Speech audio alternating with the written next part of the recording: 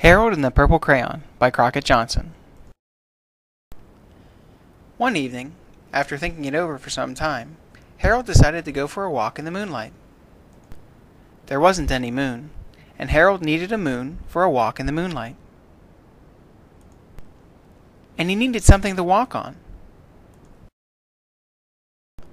He made a long, straight path so he wouldn't get lost. And he set off on his walk, taking his big purple crayon with him. But he didn't seem to be getting anywhere on the long straight path. So he left the path for a shortcut across a field, and the moon went with him. The shortcut led right to where Harold thought a forest ought to be. He didn't want to get lost in the woods, so he made a very small forest with just one tree in it. It turned out to be an apple tree. The apples would be very tasty, Harold thought, when they got red. So he put a frightening dragon under the tree to guard the apples. It was a terribly frightening dragon. It even frightened Harold, and he backed away. His hand holding the purple crayon shook. Suddenly he realized what was happening. But by then, Harold was over his head in an ocean. He came up, thinking fast. And in no time he was climbing aboard a trim little boat. He quickly set sail. And the moon sailed along with him. After he had sailed long enough, Harold made land without much trouble. He stepped ashore on the beach, wondering where he was. The sandy beach reminded Harold of picnics, and the thought of picnics made him hungry. So he laid out a nice, simple picnic lunch. There was nothing but pie. But there were all 9 kinds of pie that Harold liked best. When Harold finished his picnic, there was quite a lot left. He hated to see so much delicious pie go to waste.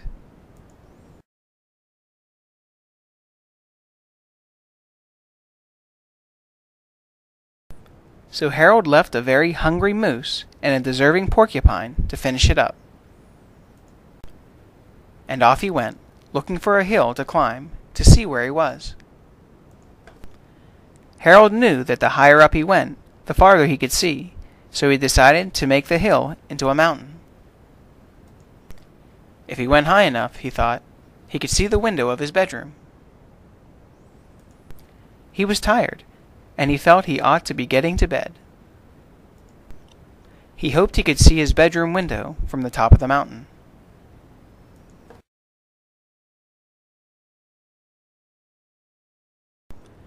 But as he looked down over the other side, he slipped.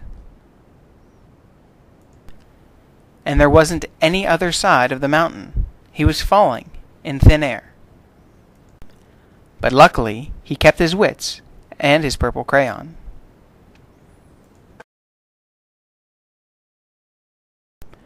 He made a balloon and he grabbed onto it. And he made a basket under the balloon big enough to stand in. He had a fine view from the balloon, but he couldn't see his window. He couldn't even see a house. So he made a house with windows. And he landed the balloon on the grass in the front yard. None of the windows was his window. He tried to think where his window ought to be. He made some more windows. He made a big building full of windows. He made lots of buildings full of windows. He made a whole city full of windows. But none of the windows was his window. He couldn't think where it might be. He decided to ask a policeman. The policeman pointed the way Harold was going anyway, but Harold thanked him. And he walked along with the moon, wishing he was in his room and in bed. Then, suddenly, Harold remembered.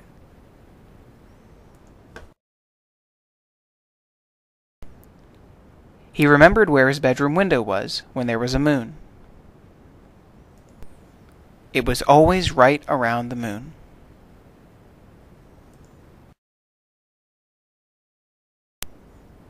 And then Harold made his bed.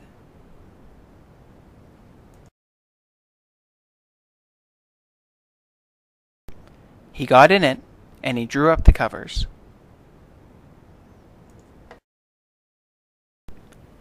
The purple crayon dropped on the floor, and Harold dropped off to sleep.